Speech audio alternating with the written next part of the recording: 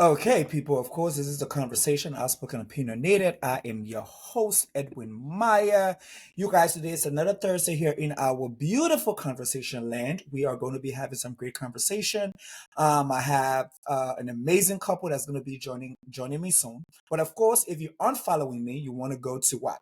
The Conversation Outspoken Opinionated on Facebook, the Conversation Outspoken Opinionated on YouTube, and of course, what exclusively on a live podcast network as well as YouTube TV, Facebook TV, and everywhere you can find your podcasts. I'm your host Edwin J. Maya, and without further ado, I would like to bring in my guests, Henry and Melissa Teage. Welcome, welcome, welcome, welcome. Can you guys hear me? Yes. What's up, my people? Good, What's good. up? What's up? People. What's going on, my people? What up? What up? Yeah, my man. Yeah. We already explained this, and Melissa would not be translating today, Melissa. That's okay. I feel like we're in English, there will be no translation. She better know. She I can pick up. I'll do my Pick it up. best. Good. But first of all, I want to say thank you to you both for joining the conversation, being a part of the village. Henry has been a part of the village. People, I want to shout out to Henry, say if you're seeing any pictures about the conversation, our ads and all that kind of stuff, Prestige Media did that.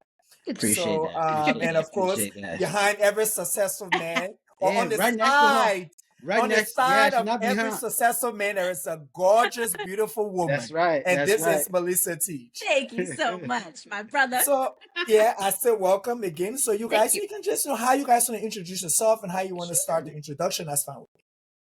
Thank you, EJ, man. It's an honor, and we're excited to be on your show. Excited to see this gift of yours developing, man, and to see where all is gonna take you. Yeah. So we're Henry and Melissa. I am from Liberia. Now my American Juliet. We met in 2005. 20 years wow, ago. 20 years ago. Oh. Eesh. Met in 2005 through a mutual family friend, and the rest was history. We courted. I won't say dated because we said, look, if we're gonna do this thing, there's no dating. So let's pray about this. If it's a yes, it's a yes. If it's a no, we're just gonna remain friends. So got married in 2007, and just have been doing life ever since then. She's my best friend, and I like her. It's not just I love her. I mean, I love her. You know what I mean? Like, I love her. That's a given. But I like her, and I think, the conversation you're having today is so important because I believe that one of the reasons why I believe our relationship is strong is because those 2 year that time frame, all we had was talking to each other. We weren't in person, right. And so I think that really helped. But I know I tend to talk a lot. That's okay. I'm your supporter. So again, I'm Melissa, and we courted for 2 years, long distance. I was in Oklahoma, and Henry was here in Maryland. And so, like Henry was saying, we had to rely on the technology that was available at the time. To keep us connected, to keep the relationship growing and strong. And here we are 18 years and 2 kids later, and we still like each other. We still do. And for me, I like the part when Henry said, I like her. And I think it's very, very important for couples. I think it's important for people to like their partner, wanting to be with this person, spending time with them, laughing, joking, the little gossip here and there. You guys can be out there. You guys can be together and people watch and look at each other and you know exactly what you were thinking. That's your best friend. You guys share memories, enjoy sharing. I think it's super important. But definitely we wanted you guys to be a part of this show because, of course, I know Henry, I know Melissa. I knew Henry before I met Melissa, and I knew that when you guys were courting, you guys, it was a long distance. I remember. Henry, you probably don't remember, but you remember Daniel and I used to be roommates. Your brother and I used to be roommates. And there was a time where Melissa had flew in, I think, for an event. And she got in late, and so you guys had to change. And I was sitting there into the apartment. Melissa had the change. I don't know. Oh my goodness! Yeah, and I remember I was like, Where's she coming from? And then she live in Oklahoma. I said she live in Oklahoma. I wonder if you're trying to surprise me that one time and you came in. You think I that's don't know what it was. Maybe that's what I can't remember what it was, but it was this thing where you had to fly in, come here real quick, get up, get changed, you change in our space, and then you had to run. Oh my goodness. I was saying, wow. Maybe he was picking me up from the airport or something. Yeah. Something. But I looked at that day. I was like, wow. For me, it was a commitment. It was a commitment where someone flying, you had to leave wherever you were doing, fly down. He's over here, you guys going back and forth. And so having this conversation, I felt that what Henry and Melissa. I mean, I heard from the people who said they were running late, so they will be in the studio. Okay. So that's good. Good. But we will continue. We will go. But when you guys started quoting, I can say that technology probably influenced your relationship. Yes. You guys at that time we didn't have all the fancy stuff we had now. And you guys had to, I don't know if you guys did Skype, if you guys did we had like video call. I don't think we had video call at that time. We didn't have video call. Yeah. I think so what was it? Was it emails? What was it? Emails, text messages, phone calls. We even went as far as got him an Oklahoma number. Wait, you gotta tell the story. You're rushing. Okay. But all of those things, yes, emails, phone calls, and text messages, because texting was big back then. That's when texting had just come out. So we were texting a lot. And that was when you were charged 10 cents per text message. Remember that? It wasn't free. It wasn't free before 7. So you're free. Yep. You're free. Your free minutes started at 7. No, it was 9. I think it was 9. Oh no, weekend started at 7.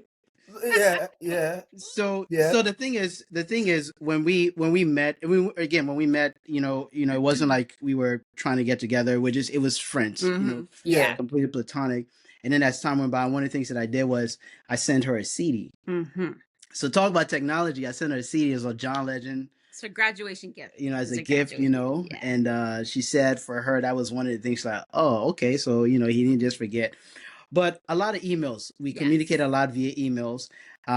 We spoke on the phone a lot. And that's why I don't like to be on the phone much now.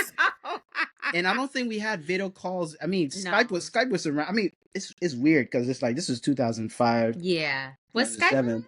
I think Skype was around. I think Skype was around. Skype was around, maybe, but it had just come where, anyway. Yeah, it wasn't as fancy as it is now. Right. You don't have the backgrounds, the filters. Yeah. And because we had, like the late nights was when it was free. So a lot of the times that's when we'd talk, right? We'd talk, late at night when it's free and you can talk for hours. Granted, so I'm here in Maryland. She's in Oklahoma. You have that 1 hour time difference. Yeah. And one of the things that you talk about getting a phone, one of the reasons we got a phone is because I don't know how we managed, but we ran up like a $1,200 phone bill. Yeah. Yes. How you managed? I can give it to you in plain English. We did. And And that was when, singular wireless. Oh, yeah. Come on now. You put all my business out there. They didn't have to know it was singular. So I remember singular. Yeah. So and it was singular. And it was the flip phone. Yeah. We thought we were just too cool. It had color. But I think one of the things is, again, all we had was that communication, the ability to communicate. So whichever way we made it work, we realized that, look, it's going to be a challenge if, again, sometimes when you're in person and you have a disagreement, you can just kind of walk away. I'm going to do my own thing. Right. But for us, it's like, yo, we're going to have to figure this thing out somehow. So we will stay on the phone and we're going to talk. We're going to talk and we're going to work it out. You know what I mean? Okay. So Oula, welcome to the conversation.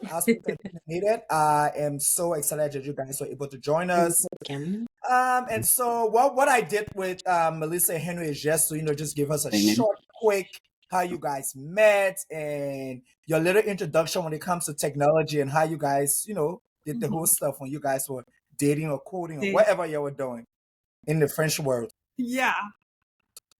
Before we start, I like to tell people, don't try this at home. Okay. Don't try my story at home. You want me to go? Yeah, go ahead. Okay. the short version is I finished nursing. Did I finish nursing school? Yeah, you finished nursing. I finished nursing school. I was struggling to pass my NCLEX, and I think I was really, really sad. So my mom sent me back home, and when I went back home, I obviously had to go to the church out there, and that's how I met him. And literally, we met the same day I was coming back to the U.S. He thought I was going there to stay there because I finished maybe school or whatever. So we spoke literally the day I was about to take my flight. So he came over. Long story short, I was not thinking into anything. It's on my way to the airport that he sent me a message like, you know what? Hey, I want you to be my wife. I'm like, you gotta be kidding! You out of your mind? And I don't believe that foolishness y'all do. But long story short, a year later, I went to get married to the best thing that ever happened to me. So this is our story. Yeah. And that is beautiful. And I think, don't do it at home. But, that's Fabrice and Ram Oula. And we have Henry and Melissa Teage joining us today on the conversation. And we're talking about building stronger bonds, connecting the digital age. And I asked both of you guys to join us because both of you guys' relationships, I would say technology played a huge part in your relationships. I mean, Fabrice being in Ivory Coast, Ron being in the States, Melissa being in Oklahoma, and Henry being in Maryland. I think it's just like Ron and Fabrice in two different countries.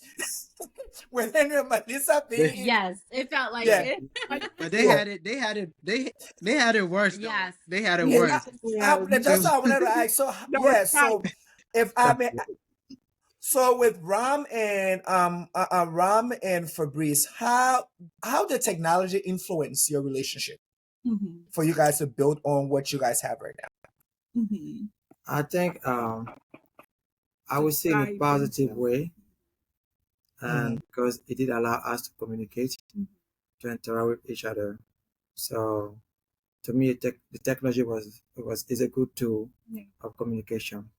So that's why I say it did help us a lot.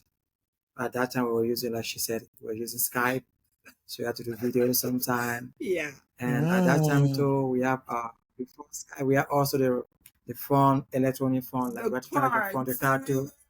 That's part of electronic too. It just came. You don't have to go just. Don't know WhatsApp. That's right. And the so phone that cards.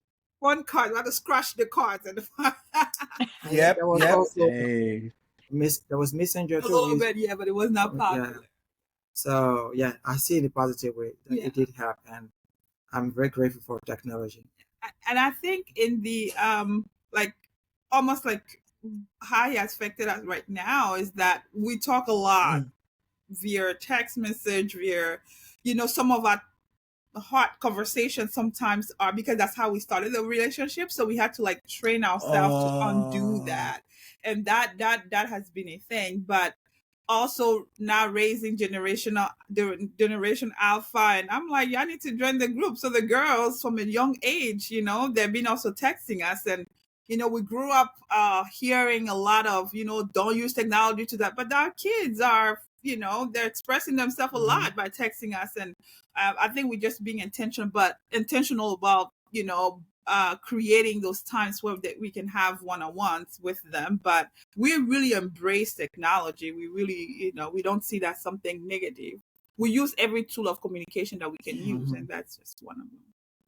Thank you for allowing us to share. I think that's great. And listening to both of your stories, I think technology definitely did play a positive role in your relationships. I mean, across international waters or here nationally, it brought you guys together because that's what you had. That was the only form of communication at that time for you guys. And so now we're moving to this 21st century age, or what I would say, I would use the year 2025, or let me start from 2021. Let's give it a little, let's get respect to the digital age. And we have moved into this space where everything is online, everything is everywhere. You go to spaces where you see people at lunch and they can't even talk to each other. They are on the phone. Or I've been to places where the young kids are all there and they're all going live, but they're all watching each other live stream while they're all having brunch. And I'm like, this is the most confusing thing I've ever seen. I want us to move into a space where it's like emotionally, the emotional connection. In this digital increasing age, how are you guys still able to keep that side of, you guys did use technology, but weighing it out so that you guys can really be more connected outside of the digital age? That's a good question. Any group can go. Yeah, there's a guy that I follow, and I shared this the other day online. There's a guy that I follow called Brady Shearer. He's a church communications expert. And what he said was so profound. He said, we're navigating right now the greatest communication shift over the past 500 years. The digital age that we're in is unprecedented. The last time communications really shifted was the printing revolution with the printing press. So I won't nerd out over here, right? And so everything, technology has become a disruptor when it comes to communications. And so one of the key things for people to realize is that these things we have are tools. And they serve a purpose, but they themselves we cannot be dependent on them. Someone said it this way: we want to use the tools, we don't want the tools to use us. Because we've never had these kind of tools before, there is a lack of maybe self-awareness of what the negative side of these can be. You talk about, phone addiction, because they kind of excite, you talk about, like the whole dopamine, what you call it, rush that they gave you, right? So in terms of being intentional, we have to create parameters and boundaries around technology so that it's benefiting us. And so I think one of the things that we've done, like from time to time, we do what we call like a technology fast, in our home. And we'll say, okay, you know what, for sometimes it's 30 days, sometimes it's a weekend or whatever it is. We're not going to have any, have any screens, we're going to focus on like games and doing things like that. As a family. As a family. Right. We want to make sure that we're not using our phones like it. We want to have like a phone free zone. So right now we're trying to create, like, for example, like our bedroom area. Okay, there certain times of the day that no phones are going to come over here. Now we're still working on it. Excuse me, we're still working on that, but also prioritizing the in-person connection. Because we work, thankfully we kind of work around like the same area. So we kind of from time to time we'll meet up for lunch, and one of the things I loved the other day, I was having a rough day, and she kind of knew, we're kind of chatting, and she said, "What are you doing now?" I said, "Well, I'm just kind of wrapping up something," and she said, "Come on, let me take you to lunch," and so just being able to prioritize that one-on-one, because if not, we lose that personal connection. Especially with two little ones at home, we don't really have a lot of time for that one-on-one. So we try to incorporate it in our day. We have to be creative how we do that. But that's one of the things I do appreciate, that I have that flexibility, that I can, swing by and scoop him up for lunch, for a little lunch date. Or he does the same. Yeah. Well, I think one time he came by and brought some coffee, some Starbucks, and just sat in the office with me, and we just chatted, and caught up. So it was nice. And EJ, I'm a little bit I guess I'm a little bit old school when it comes to that. I'm not good at texting. The best way to reach me is phone calls. And so even for her, that. Oh yes. I learned that real fast. Really. Look, EJ, see, I got even with her, like throughout the day, so I'm learning that. But I think, again, prioritizing, and sometimes not. I'm sorry. I hope I'm not dominating the conversation, but I'm about to move on. not having certain conversations over text messaging. You have to be careful. Some conversation you need to have it in person. You need to be face to face, because the technology itself, remember, it's a tool. It doesn't have emotions. It doesn't have facial expressions.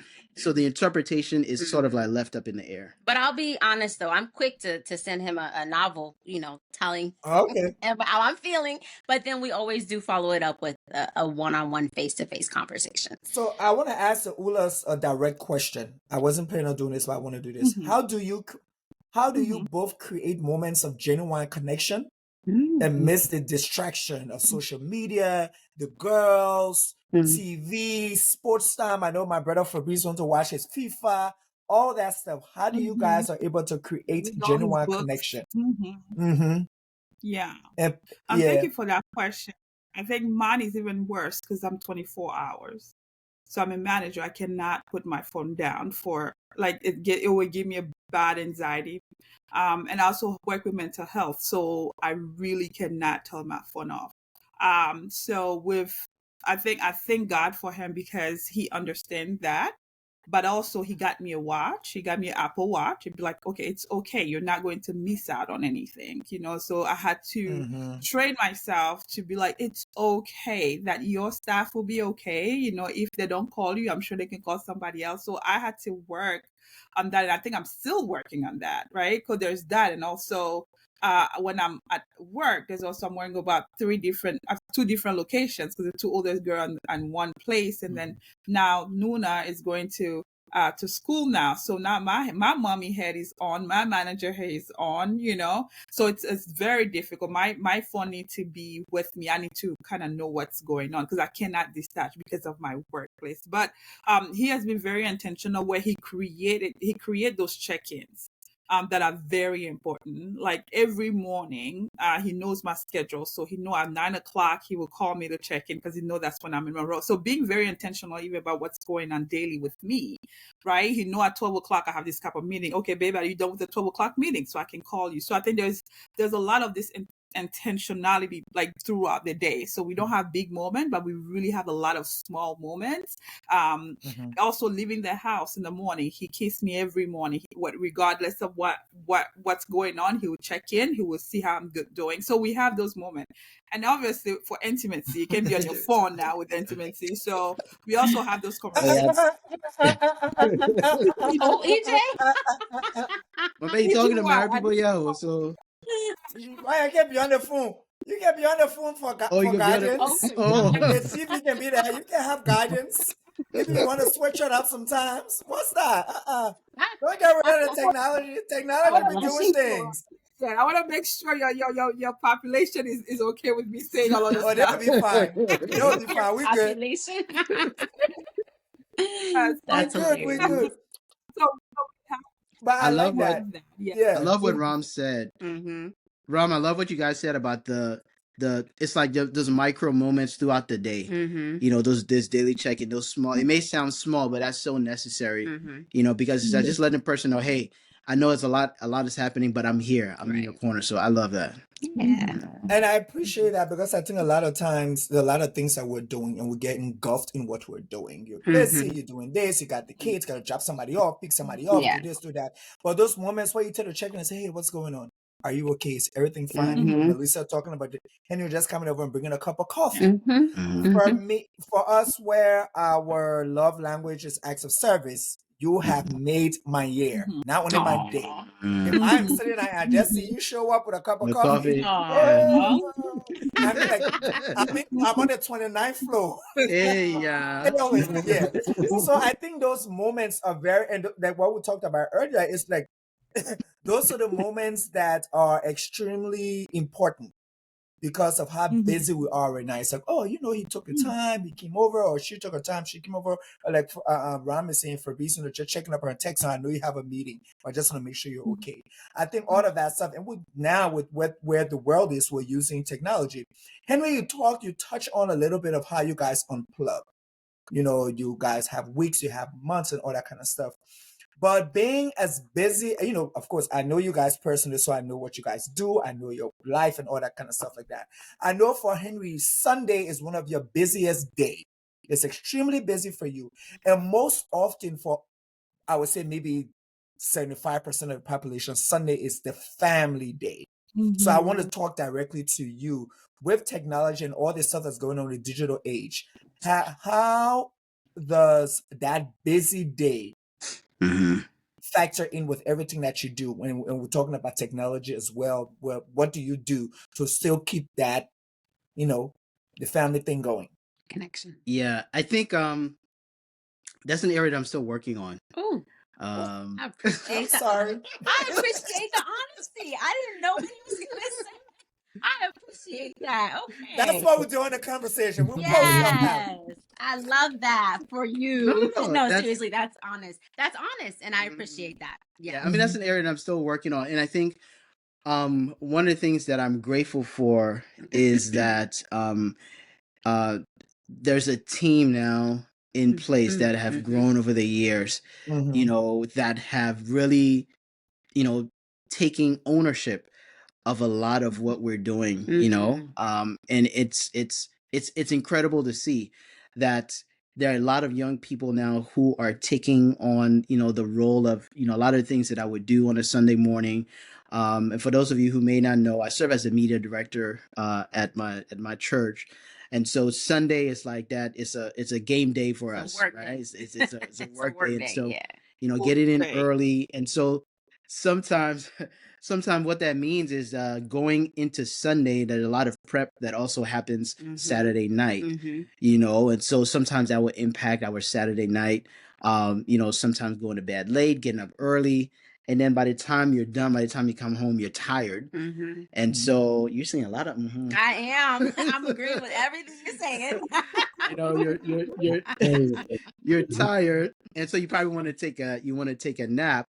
And for her, I mean, she's been, you know, so she's been with the kids during the day, and then in the evening, she also has to get ready for work, the work week.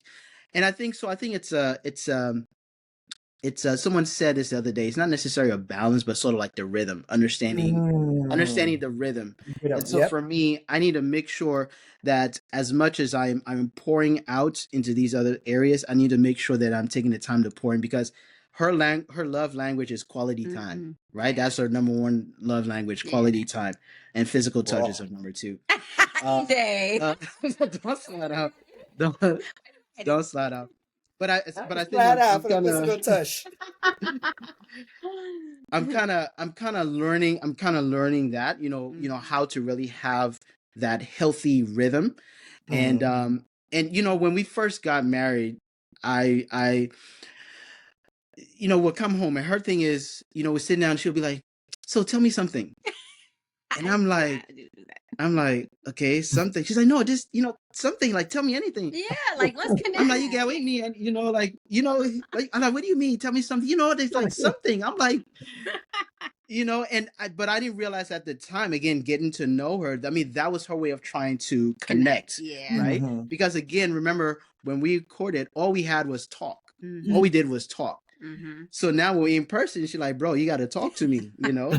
And so I had to learn that. So one of the things that I did was, during the day at work, I would just, when anything happened, I would just kind of write it down. I would just kind of write, doesn't matter what, oh, my coworker brought jollof rice today, I would write it down, you know, stuff like that. So when I get home and she said, oh, tell me something, I said, oh, guess what? Oh, my coworker, I'm serious. Yeah, I did that. Post-it notes. Now the secrets are coming out. I had to write notes. No, because it wasn't for me. It wasn't like this top of mind, right? Like I had to be intentional. Okay, I know she wants conversation. That's her way of saying I want conversation. I want to connect. So I had to work on that. Well, that was good. Yeah, it worked. That's. I think that's very beautiful, because also, but we've been talking about intentionality, but I think it was intentional. You knew that. Okay. Yeah. I need to do this because this is what she likes. This is what's going to give us, you know, the longevity and all that stuff. So for the Oulas, I'm going to direct this. I'm going to do a question again. Have you ever felt disconnected as a result of too much time on your devices? And how did you address that? The Oulas. Definitely for me, like I mentioned earlier, my work. I don't really know how to answer that question, to be honest with you, because I believe that, like, the way you see things, you got to be flexible and, you know, tolerant when it comes to a relationship with your partner. You understand me? In the case of my wife, she's a manager. She works with her phone, and I believe in, like, giving people their own space. You understand me? Even as a partner, they have the right to have their own space too, and what they need to breathe a little bit, just relax their mind a little bit. You're not the only person in their life. You understand me? So I understand that part. So I won't say I've been frustrated about that thing, and instead I'm just checking to see if she's fine. That's why I do. Are you okay? Is everything okay? You need some space. You understand me? But I never went to the point where I had to sit and think, oh, it's an issue because it's a work rate. And when she's done with her phone too, she will come and do what she have to do, or she'll cook or do something, and interact with me and try to make some jokes. So I do understand. Yeah. Thank you, babe. Yeah. I think that's good. I think for me as you want to say something? You want to say something? For me as a wife, no, I want her to go. Let her go, then I will come in. Yeah, go ahead.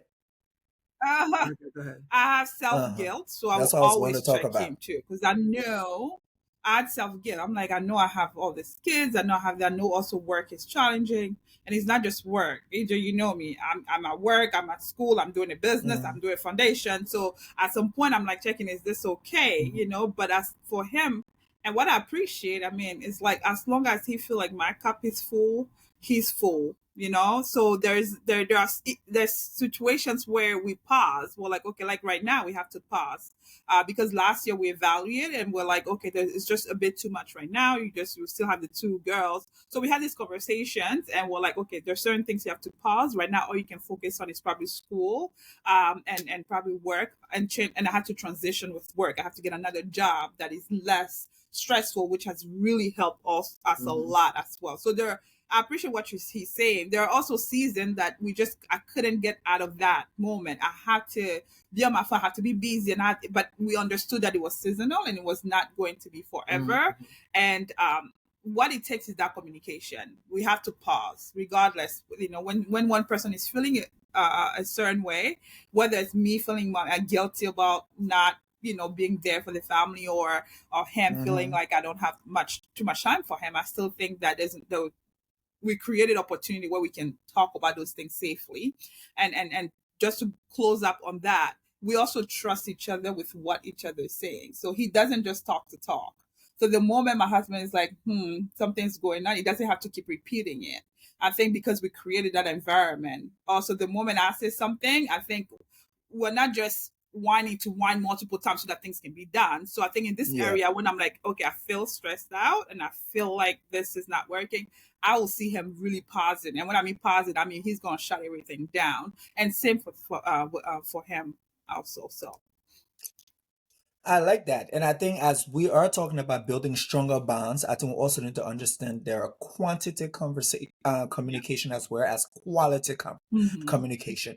And I think Henry talked about it, the teachers talk about it, the Oulas talk about it. But I want us to go into this space where we can talk about, the roles of quality communication versus quantity communication and how it's been able to connect you guys. And so I will start with the teachers. How has this quality or quantity communication strengthened you guys? Go ahead. No, go ahead, baby. I'm still formulating my thoughts. Deep questions today. EJ, what comes to mind is an analogy that somebody give of communications in a marriage like a car. The car, the vehicle, is a tool. Yeah. And it gets you from this place to that place. But the ride, how smooth the ride is, depends on how well you maintain the car. We just replaced all 4 tires on one of our cars not too long ago, and it's expensive. But you have to replace those things. You have to get the oil, the oil change. You have to do that. You have to maintain it, and that speaks to the quality of it. Because again, I love what the Oula said.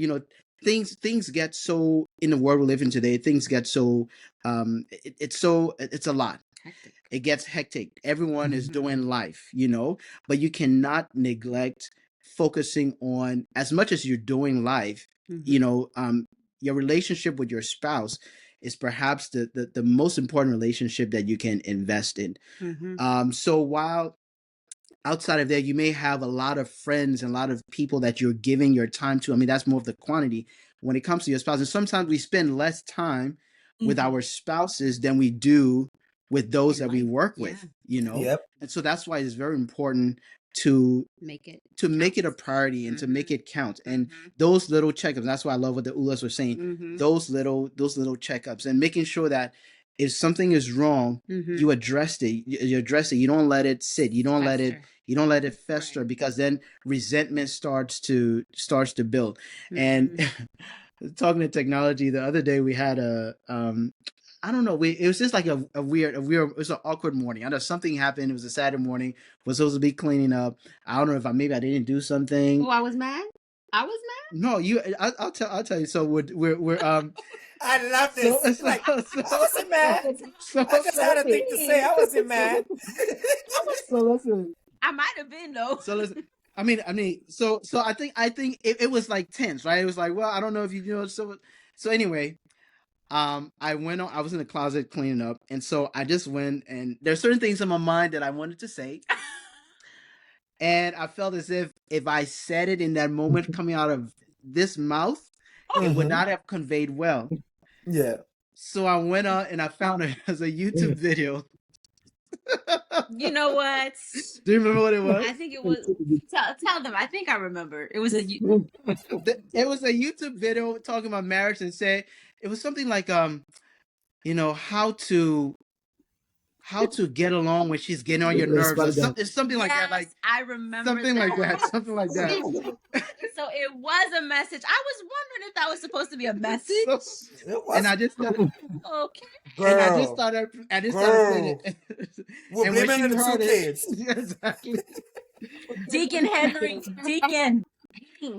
And when she heard it, she's like, "Oh, really?" And she started laughing, you know. And it just kind of broke the ice, you know.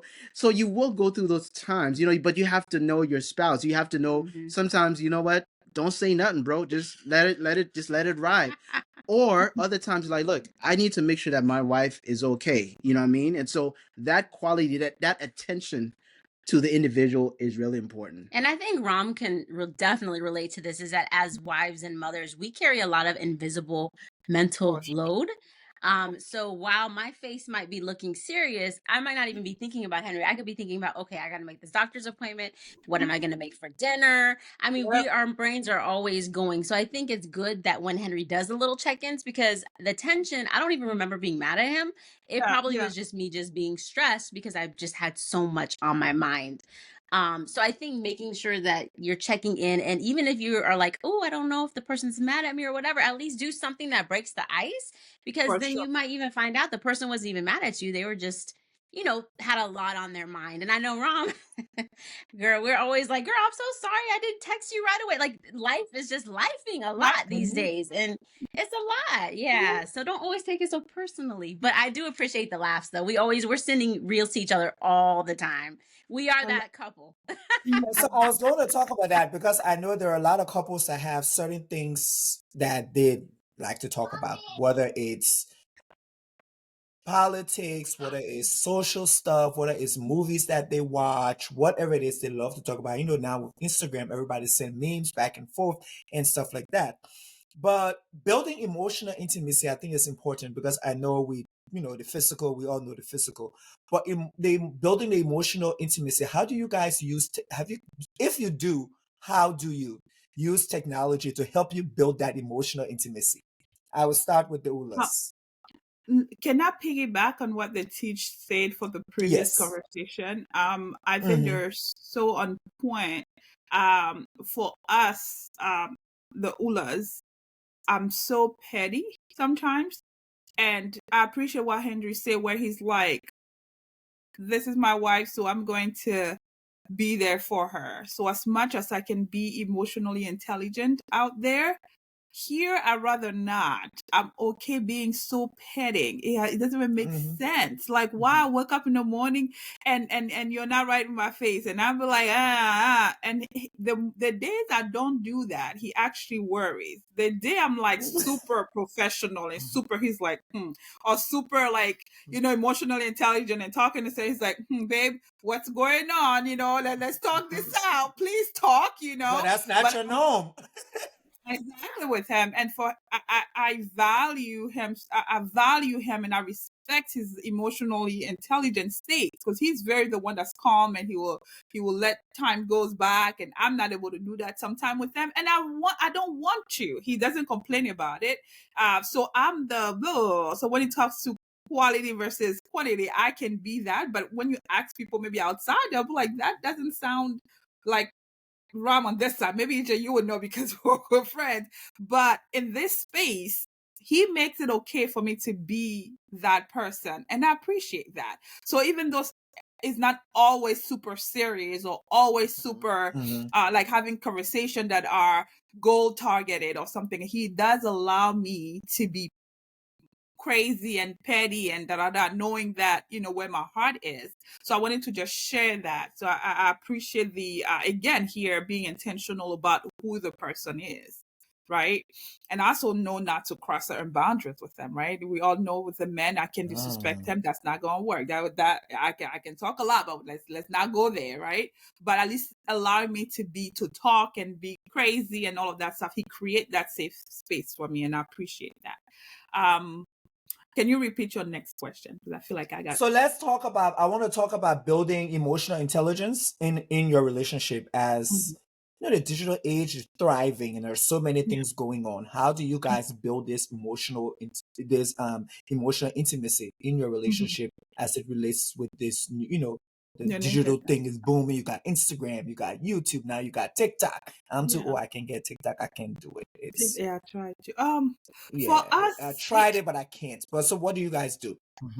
My husband sings, so he might record something for me, or he might send me videos, or you know, when it's Valentine's Day, we might, you know. Suck it now.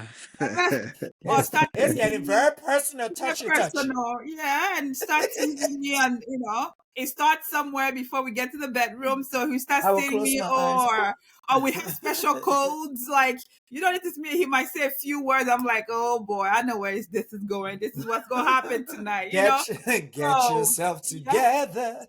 Yeah. So I think it's going down in the DM.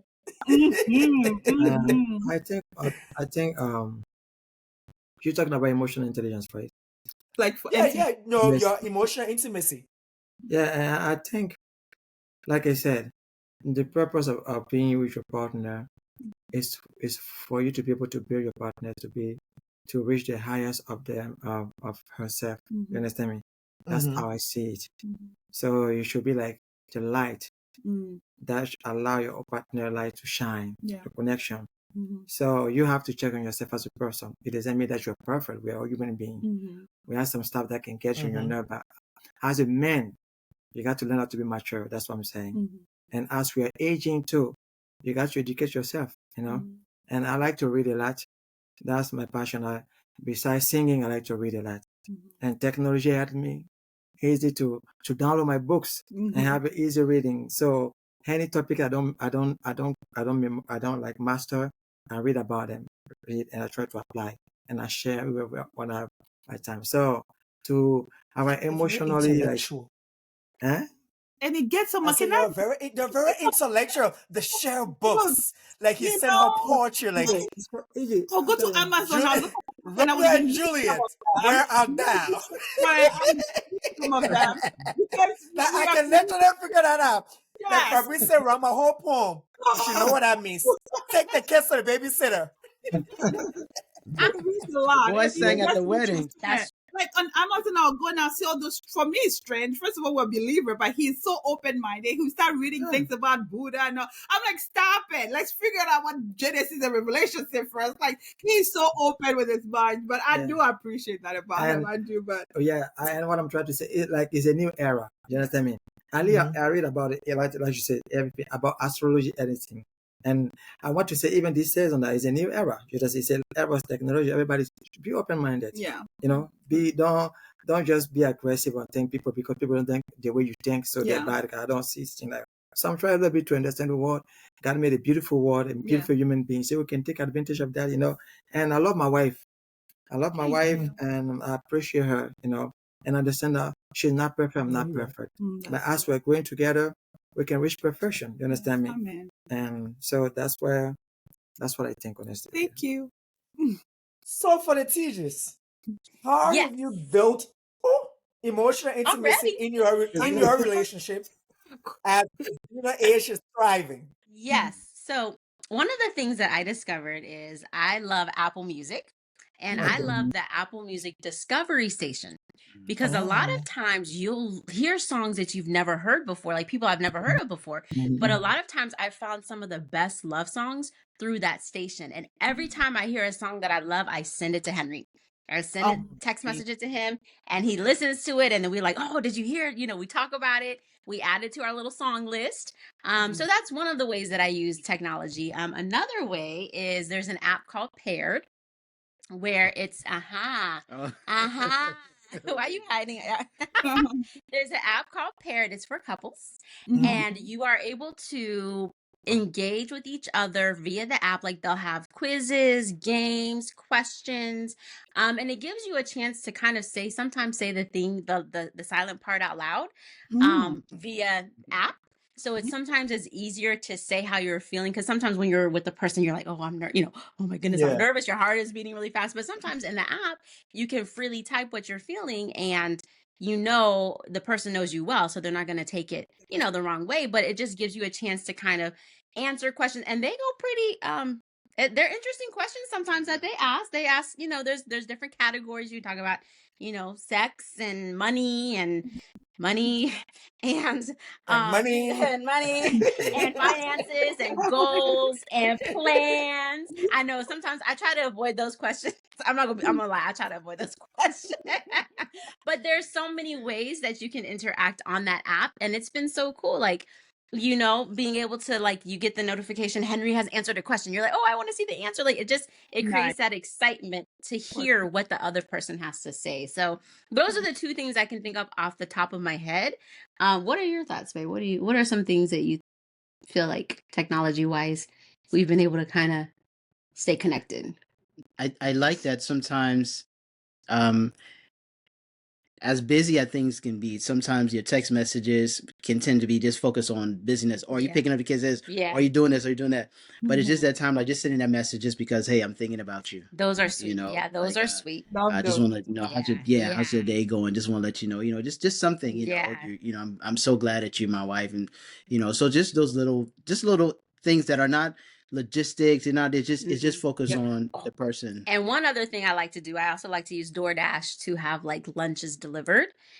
Sometimes I'll order his favorite lunch and I'll just have it delivered and be like, just a treat on me, right? But it's a treat just for you, letting him know I'm thinking about you. Here's your favorite lunch. Enjoy.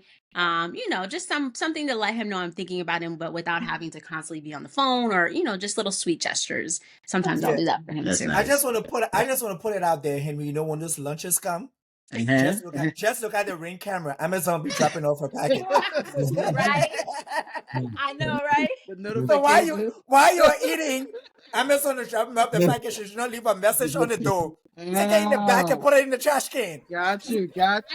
I would be lying if there were not days where I try to hurry up and get home before him, because I knew there was a package, and I run it upstairs. I'm just saying, Henry, I don't want you to know that lunch you're paying for something. I need to turn my notifications for Ring back on. Exactly. Well, hey, you gotta make it work for you somehow. EJ. So in this digital age, for you guys are couples, you've seen there are a lot of couples that have blown up. Their lives have been torn apart. Everything is on social media. They do everything on social media. And so now we're seeing, where it's become really negative in a sense of where marriages are not being respected, relationships are not being respected, because we have all the relationship gurus and stuff like that. And so I want to ask you guys, as a couple, do you have a specific rhythm in the sense of what do you listen to as a couple? What do you do? What do you tend not to focus on when you are on social media, when you are using all these new technology stuff that's coming up? What do you tend to stay away from to keep you guys sane and keep you guys together? That's a great question. Mm-hmm. I think I can start with saying that when we got married, I think I shared this a lot. earlier on in our relationship, my husband did. We had this like a serious sit down, and he said that we're not going to be doing things like the Johnsons. I don't care who is right next to us, and we're both from the Ivory Coast. And he said we're also not going to do things like Ivorians, and we are going to do things the way God has allowed us to do things. What the kingdom marriage looked like for us with this combination here. I think that is the foundation of our marriage. That's where we start. And when it comes to social media, we view this as a covenant. So it's not just marriage definition that the word is making it seem to be. So with that in mind, I protect this. We protect this. Just like everybody else, once in a while we might post about us, but we are not YouTubers, nor are we influencers. So our life is not fully on 100% online. I don't say that it's wrong. Some people are doing that and are doing great. It's just not for the Oulas. So we protect it that way. And also, like you say, he reads a lot. So we are very mindful of what we're reading. And most of the times when it's anything related to couples, we're together. So it's not like I'm doing my own thing there and he's doing a lot of time when it comes to marriage, we're together. And we also have a couples group that we are part of. So we have a form of entertainment, but it does not have to be per se through social media. And I think that guide us and protect us a certain way. So that's what I would say about that question. I like that. I like that. Good. Thank you so much for sharing. One of the things that I would like to just kind of add is like, I think also part of it has been like growth. Because when we were younger, I think, when Facebook was new, you're putting everything on Facebook. But as you get older, you get more mature, you realize there are some things you want to keep a little more private and you want to protect a little bit more. And so I think for us, we share as we feel is appropriate, but there are parts of the relationship that we do keep private, because I think part of it too is sometimes when you've gone through some things, you tend to want to kind of step back a little bit and put a little bit more of a protective barrier around it.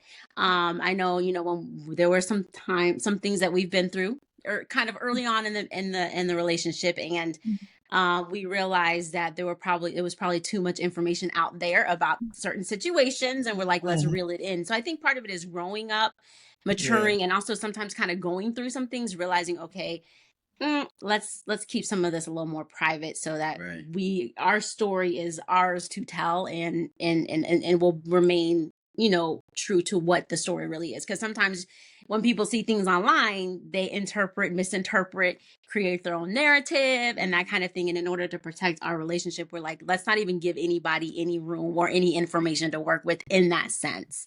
But we still post online. I mean, I love that. And I think every individual needs a healthy outlet. Yes. Let's even remove the social media, the technology part, right? Every couple needs a healthy outlet. You need a place where you can share the things that are bothering you with someone who you can trust. And someone who is not going to take that information and run with it. So even if you're not on social media, even as a couple, there's some things you can't tell other people. In general. Right? In general, you have to keep it to yourself. You have to protect yourself, because not everybody who out there who is liking your posts and not everybody is in your corner. Right. So you have to protect what you have, but you need a healthy outlet. Right. And so have people in your circle that you can trust, that when you have challenges that you can go to, that you can talk about, and have a healthy respect for your spouse. It's funny because you see people who quote unquote are exposing their partners out there, and I'm like, bro, you're exposing yourself. Right. Because especially if you're married, the Bible said the two shall become one. Yeah. If you are married and as a husband you're out there exposing your wife, well, guess what? It's your fault. I mean, I'm not going to jump over there. But again, as a husband, if you out there exposing your wife, first of all, there's no reason you should be doing that. I mean, again, same for the wife.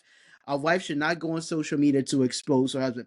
And for me, what that says is there's a fundamental problem with the foundation of the relationship. And what you're seeing is just the result of that foundation being bad. I give the analogy of a car. As great as a car is to take it from point A to point B, that same car, if you're not responsible with it, you can get in an accident with it. Even a luxury car that Even appears yeah. to have the top notch, all of the features and all of that. If the inside of a luxury car is not right, then it's only going to get you so far, and it's only going to last so long. Yeah. So protect your marriage. Protect your marriage. Do not put things out there that are not for people. If you have a problem with your spouse, an issue with your spouse, go to your spouse. Talk to her about it. Because you guys can work it out and you move on. Whereas if you post something online, people still thinking, oh, you know, they have add their own thing to it. But be honest too, though. Now, you know, on the other flip side of the coin, don't sit here and act like everything is perfect when it's not, because you don't want to present something that's not real either. So like, it's kind of like finding that balance of how do you present the marriage in a real way, but without exposing,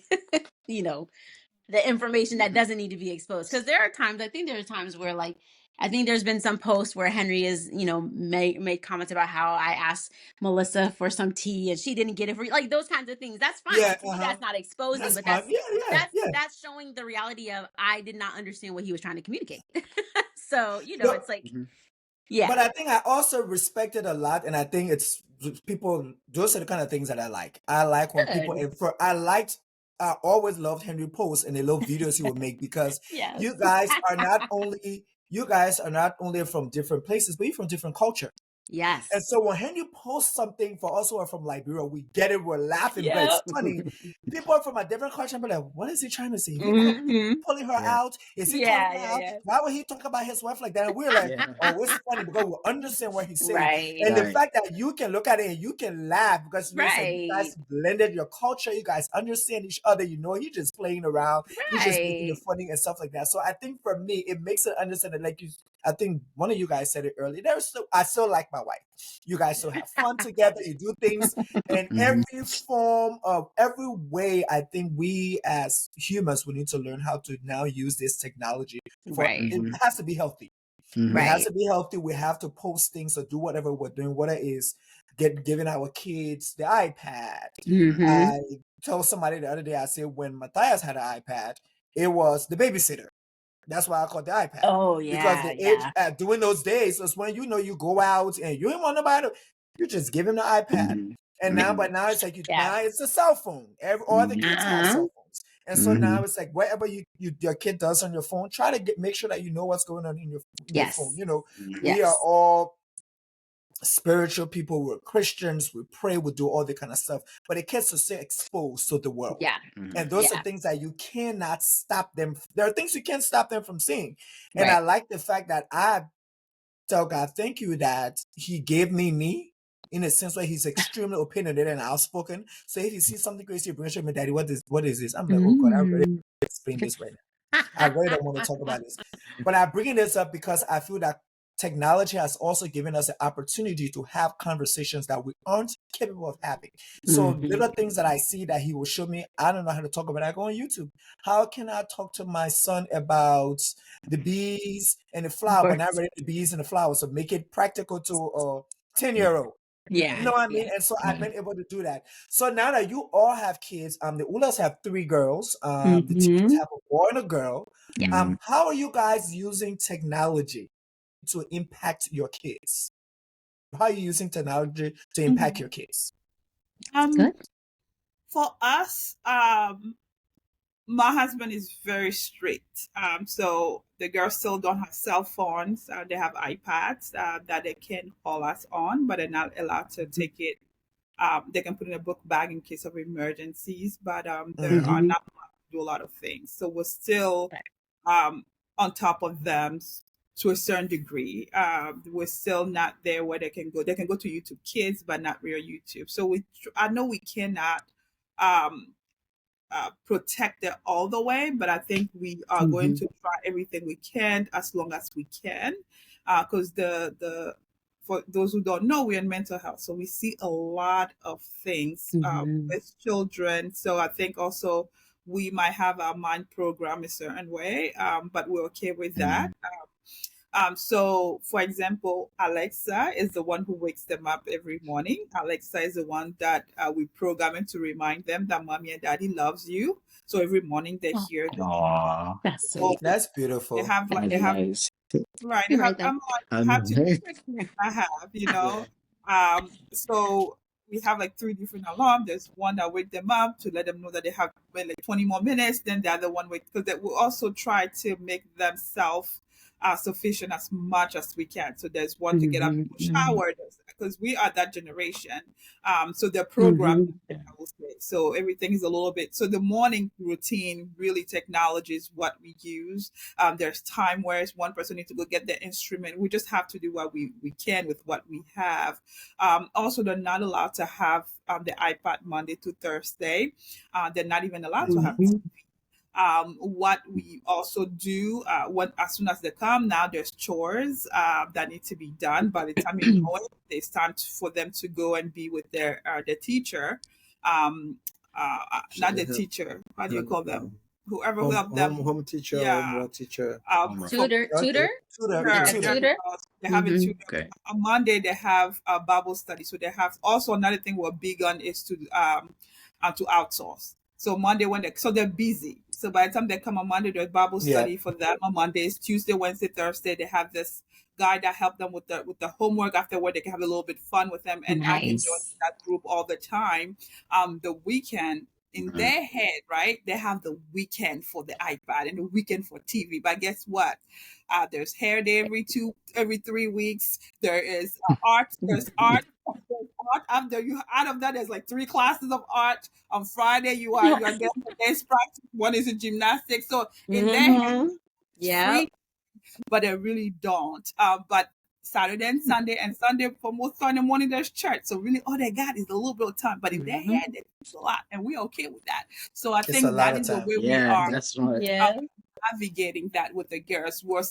We don't want to let go and be free and say that they could watch anything. Because I know what I have. My oldest is very black and white. She would tell you straight up. We all have. And also, I think because of my background, we already have conversation about sex. I'm talking about my 8-year-old, my 10-year-old. So we don't use baby terms.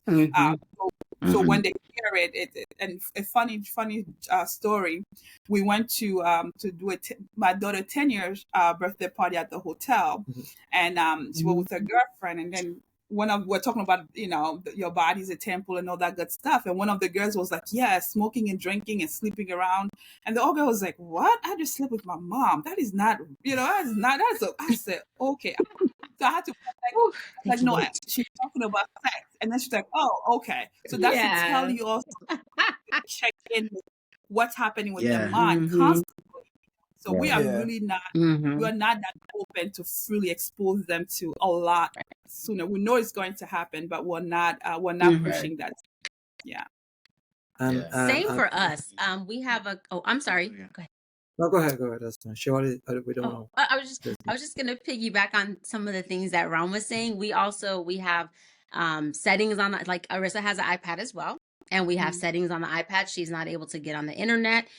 She can do apps, but there's also, we have like some of the Netflix and the Disney Plus. However, there are codes for certain shows. So like if it's like young and PG and up, we have to put the code in for her. So she knows like there's certain things that she's not going to just automatically get access to. Another thing, we use Alexa a lot as well, timers. Audric has just discovered how to announce. And so he announces everything. Mommy, come check my foot. Mommy. I mean, so definitely, we use Alexa. And another thing that I found extremely helpful is there's a device called the Skylight. And it's an actual calendar. It's a digital calendar, wireless calendar that you connect, and you can plug all of your events, all of your if me and Henry have something going on, you can put it on the calendar. You can put your chores. They can have chores that they have to complete. You can earn rewards. So that's been a great use of technology just to kind of keep us organized, helping us know what's happening each week, helping us stay accountable with our chores. Most of us Yeah. Look, that one. we're being transparent here, Mm. right? Are we being Yes, transparent? ma'am. Yes, Okay. ma'am. Yes, ma'am. Okay. So there are a couple chores that still need to be checked off of his list. But no, but it's just a great use of it's a great use of technology. So we try to utilize those types of tools that help make it a little easier. Now we don't outsource as much as you do, but I'm thinking I might need to start looking into that a little bit more. But yeah, like there's ways that you can use technology that the kids can use it in a positive and healthy way. Also, when it comes to watching things, if during the week after Arissa's done her homework, her and daddy will sit down and watch one of their shows together. So she's still able to see, watch something, but it's controlled. It's not just, oh, go do your own thing, So those are ways that we've kind of integrated technology into, with the kids and making sure that it's still a positive experience for them and that they're being. And it's just trying to, like the Ram was talking about, it's about getting those healthy boundaries in place, right? Because technology is here. I mean, and for me, I use technology a lot. Whether it's my cameras, they hear, they see daddy, the apps that I use. Yesterday, Arissa came to me and she said there's an app she wanted to download. I said, what is it? She said, it allows me to make animated, videos, cartoon videos. Avatar, so I'm like, okay, sure, go and check it out. So again, it's being involved where you as a parent, you're also like a gatekeeper. You have to be aware of what your child is into. And I'm grateful for our community, especially at the church. We have someone there. Her name is Precious. I'll put her name out there. But there was a question I had about podcast before. Exactly. She had a conversation with Cyber Mom. Yep. Exactly. Awesome. I think I saw that. Yeah. So she's been very helpful in providing some excellent resources for our church community. And then also too, there was one time there was something I wasn't really sure about. I reached out to her and she looked into it and we made a decision. You know what? We're not going to allow our daughter to, so it's also about looking who is around that can provide insight as well. And one of the things too about YouTube Kids, got to be careful about that too, because sometimes people sneak stuff in. So what I've done is I've actually gone into the settings and I choose the channels that the kids are allowed to watch, because there's just so much stuff out there that people try to disguise as kid friendly and it's really not. So I've taken it even a step further and I actually have decided what she doesn't know it quite yet. She doesn't get it yet, but I decide what channel she can watch, because I'm like, I don't want her to stumble on something and then it's like, oh, we should have caught that, Right. So I think one thing for us that we prioritize in this whole process is really created that safe space for our children. As much as we are controlling we're doing our very best, what I prioritize is really them being transparent with me. So we really work on that a lot. So if they hear something, they see something, or they're able to tell us and we're not in panic mode, our parents did the best they could do, but we need to do better. So I think also creating those spaces where they like see something, or like they say sometimes they'll watch a movie with us when people are doing stuff or killing and stuff, so that we can pick their brain and see where they are. So I think that's also important to create those safe spaces for the children. I think also that we do present reality to them, because you have to explain why you don't want them to watch and some shows. Very true. We want to be able to teach them how to identify triggers and the thing that's inappropriate for them, so they can themselves select. If it's something violent, you can say, that it's not good, you can select yourself, because they're growing up. And be transparent, like my wife said. Be transparent to them. Right. And so just I'm sorry, when you're done, just two things to add. One of the things to piggyback off of what you were saying, Ram, is that we tell Arissa that you can come to us and ask us anything. You can tell us anything as long as it's respectful. But we always let her know, like, there's no conversation that you have to worry about having with us. And that's one of the things that I have found, growing up in our age, time, we didn't always have that. And so one of the things Henry and I have always wanted to do is make sure that we have a healthier upbringing for our kids than we had. Another thing too is when I was a kid, I was very sheltered. So there were a lot of y'all don't laugh, a lot of Disney movies that I didn't get to watch. And now you can watch. And now I can watch them. Yes. With my Disney Plus. Yes. But one of the things that instead of keeping her from being able to see those things, we actually allow her to see them, and then not the crazy stuff, but like if it's like, say like Little Mermaid or something like that, and then we'll sit down with her and we'll critically think and talk through what is the message that they're trying to show us, what is it that they're trying to tell you, and help her start building those critical thinking skills that I feel like I didn't really get the chance to develop at her age because I was sheltered. So one of the things that we've tried to also do with Arissa, Audric is too little right now, but is help her have the opportunity to, okay, yes, something's off. Let's talk about it and let's critically process what we're watching, so you can, through the Christian world lens, you can understand this is the message that they're trying to give us, but what is it that we know and believe God's word to say, and that kind of thing. So I think that's been helpful in helping her that's a really good build point. Those skills. And to kind of piggyback a little bit on that, we are also mindful of different personalities and different characters. Again, my oldest, she's only 10, but if you have some very interesting conversation with her, you think you're talking to a 15, 16-year-old person versus my middle child who is 7. She's act like a 7-year-old. So you can imagine what I have to go through, because I'm used to talking to like the oldest, because she's a little bit like me, our mind's a little bit like, and then now I have a princess who's like, hey mommy, let's go to our hair, and so I have to navigate those two things, like, okay, I can talk a little bit adult with this person, okay, this one, she still doesn't get it. So I think it's also important to do your own assessment of your child and be truthful to who they are, and based on that set those boundaries. So I like that you said that, because I feel that I've had conversation with other parents, and Matthias has access to a lot, and that is because he's mature. Matthias acts like a 17-year-old. First of all, he don't like to hang around kids, 12-year-old. He want to hang out with the big boys, the big girls. Matthias go out in public, he sits by himself. He might that's him. So I can have way deeper conversation with him to some of my friends who have 12 years old. So 12-year-olds. So when I'm talking to them, they're like, you said that to Matthias? I'm like, yeah, because we've had that conversation before. We've had the real bees and whatever conversation about you need to check yourself. And that is because, and another thing that happened with my son is he went into puberty at 9. So at 9, same with that girl. We went to the physical at the doctor office, and I'm like, what? Oh my God, like, what's happening? I don't want to put his business out there, but I was like, what? But so from there now, we got to have the conversation. So we're having this conversation and stuff like that. And so, but early on, Matthias had a phone. Matthias got a phone during COVID. And I believe, I can remember what age it was, like, 3 years ago, he got a phone. And I remember somebody telling me, why does he have a phone? I'm like, because first of all, I trust him. Everything that does on that phone, I can see it on my phone. Before he downloads an app, he got to get approval from me. His YouTube is my YouTube, which I have a setting so he can't have his own YouTube.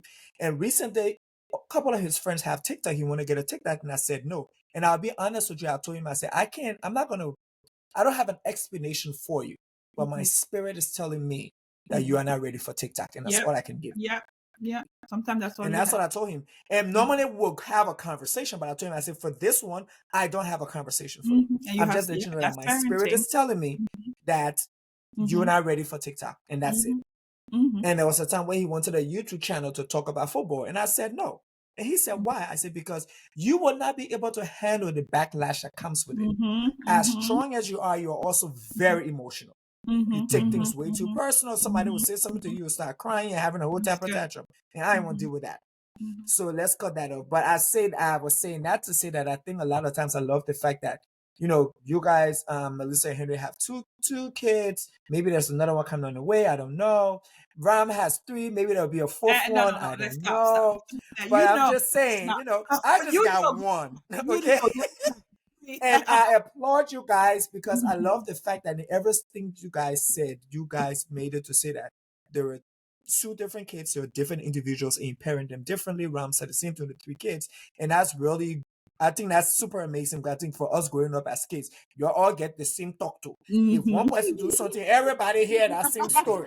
If somebody do this, then they come and talk this story. Everybody like, why? I have nothing to do with this. It had nothing to do with me. I would never do that. But I appreciate the fact that you guys do that, and you guys are giving them the opportunity to experience the world. It's technology. This is here. It's here to stay, and this is what happened. But before you guys leave, which has been really great, I want to ask you for couples who are watching and listening to your story, Henry and Melissa, Ram and Fabrice, what advice can you give them to help them to build deeper, lasting bond in this digital age? And any couple can go first. I think I will go first. I think the best advice, first of all, is to be you as a couple, to adapt your own style, and to not let anybody intimidate you, to not try to copy anybody, to be authentic with yourself in a relationship, and understand that this is a new era, is a new age. You have to be open-minded. Open-minded, you have to be tolerant. Okay, you have to be strong too, and you have to know yourself. The area where you're weak, where you're strong. If you're weak in certain area, don't just go and try to jump in that weak area, because you're going to hurt yourself. So, and Sister Melissa mentioned, be a good critical thinker and a good emotionally intelligent. Those are the two key for couples. And everything starts with you. Yeah. That's what I can say. Everything starts with you. I like that. That's good, man. That was good. That's good, bro. I think thank you, EJ, for again just giving us the opportunity to talk here, and we really appreciate that. I think one of the things that comes to mind is, as a believer, I see everything through the lens of Christ, and I believe that God has given us everything we need for a successful relationship if we bring that to Him and make Him the foundation of that. The reason that my wife and I are celebrating 18 years this year is not because we're great communicators or we're great at technology or it's simply because we've said, God, we don't know about this thing. Right. You do. You help us. Yeah. You help us navigate that. And so I think if you have that understanding, you know that you don't have all the answers. Right. And so making God the foundation of your marriage, because no matter what it is that can, because for some of you watching, the issues you're facing are not about technology. It's not about it may be something else, right? But making Him the foundation of that. The second thing is, I love what Fabrice said. You have to be digitally literate. You have to know, how to process information that you see online and how that information impacts you and others. You have to know what information is fake news, and you have to know what counts as a reliable source. You have to know what information is propaganda, and that you yourself, you're not participating in spreading that. Perpetuating, yeah. The Bible talks about love, what love is.